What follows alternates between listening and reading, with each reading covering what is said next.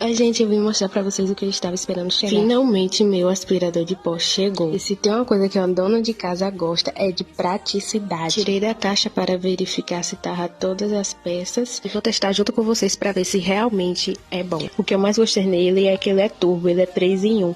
Tanto você pode usar em estofados, como também no piso da sua casa. E sim, gostei bastante. Como vocês podem ver aí, ficou bastante poeira dentro dele. Testei aqui no piso e no tapete também e super gostei. Espero que vocês tenham gostado desse vídeo. Tchau, beijos, Deus abençoe.